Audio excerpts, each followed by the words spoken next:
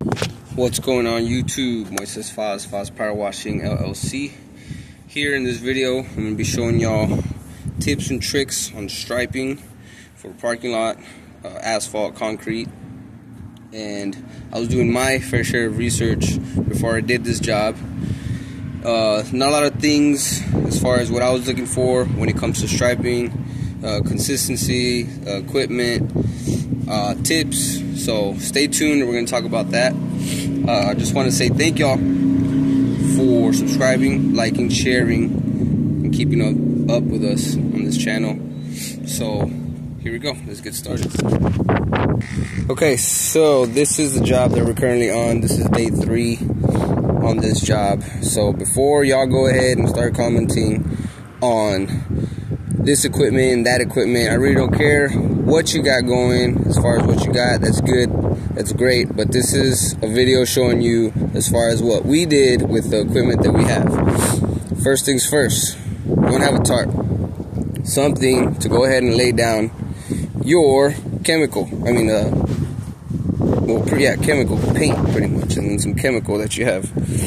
First things first, that's what you want to have before you even buy some paint, is make sure you have a tarp, big enough tarp, or a cloth, something, some cardboard, to make sure you're not splattering everywhere.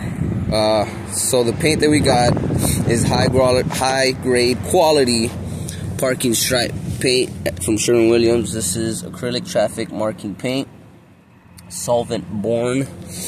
And as well as you want to have your handy dandy drill, because any good painter knows that you want to go ahead and mix the paint material that you're working with. You don't want to have clumps and chunks.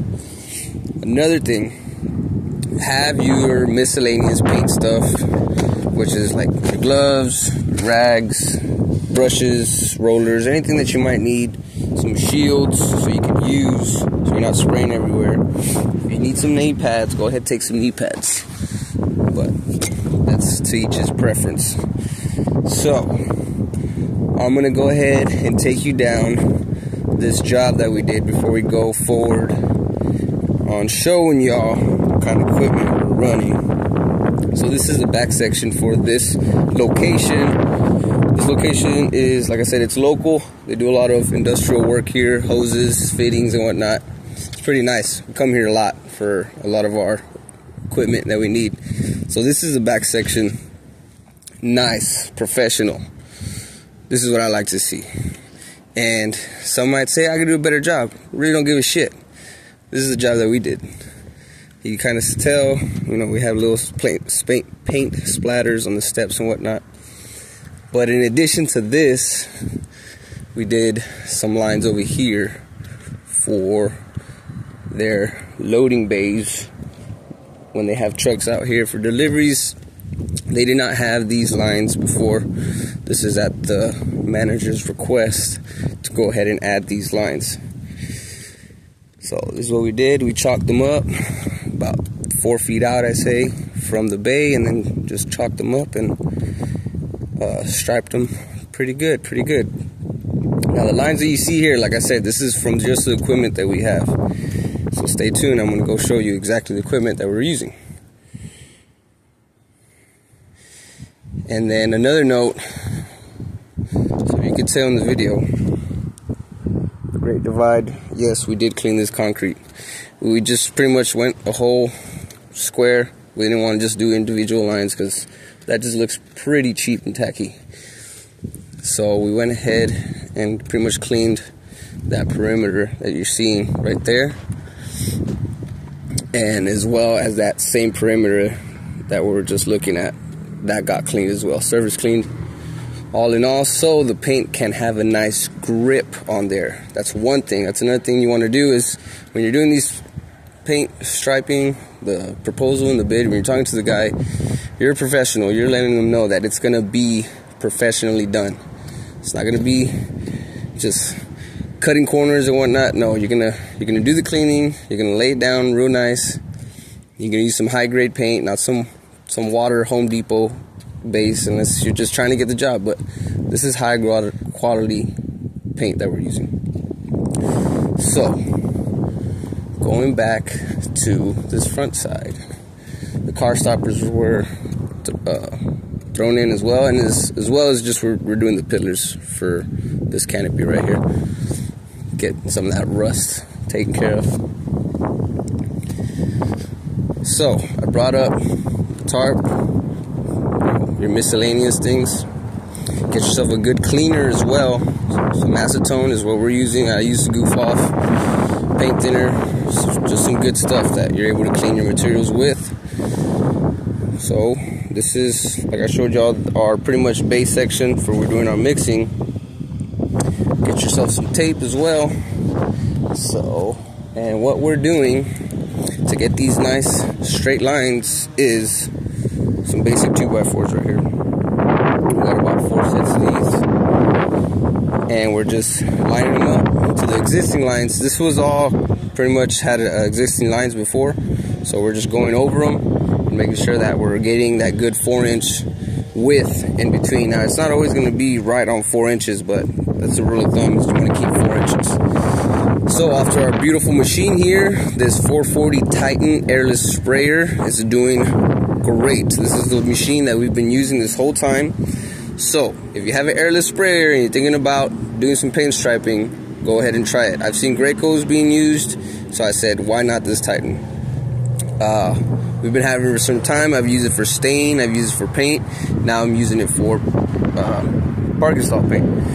So a rule of thumb is we did thin out the paint, not to where it's going to be kind of not useful, but we thinned it out to where it's going to be pulling, the machine's going to be pulling it pretty effectively. So that's one thing.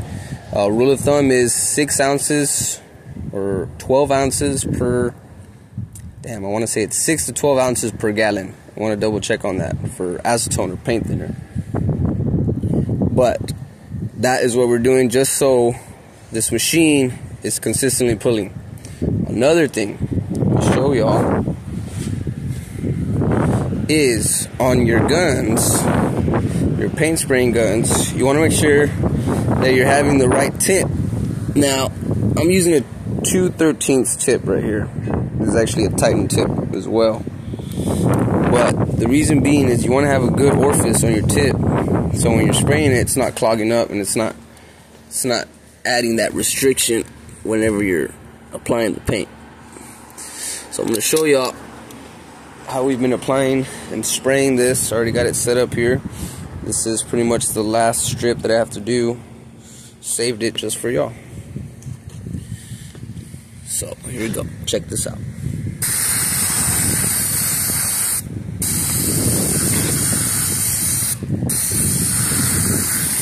And it's pretty much just as needed.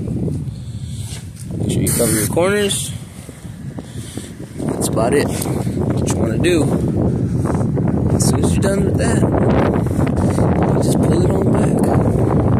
Line it up as much as you can. Sometimes you get warp boards, but you don't want these warp boards, so this is what I'm working with. This board just for some reason started to get warped.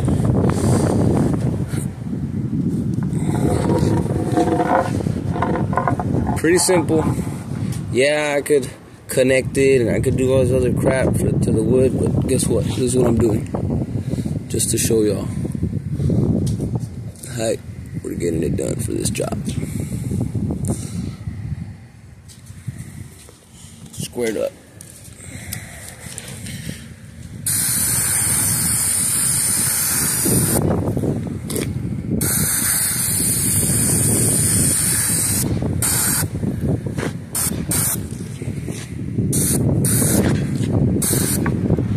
Squared up.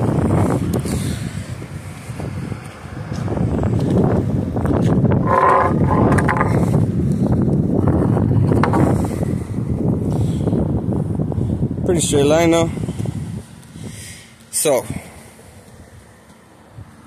I'm hoping y'all learned something in this video. We gotta go over these right here, square them out. But yes, if you have an airless, go ahead, try it out. I was gonna roll this whole job. I said forget that, I'm not doing that. I have this airless. So we thinned it out. I wanna say, man, I honestly did about 12 ounces at that to a whole 5 gallon. But that's just my preference. 12 to maybe even 15 ounces of some acetone. If you're not sure on what to do when you're thinning out paint, go to your SDS, to wherever you're buying your paint supply. They'll supply you with the SDS sheet, so you can go ahead and make sure that you're using the right chemicals to thin it out. But really, I mean, acetone, it's universal somewhat. So, but if you want to be on the safe side, just go ahead and check. So yes, this is our staining setup, and this is what we're doing to get the job done.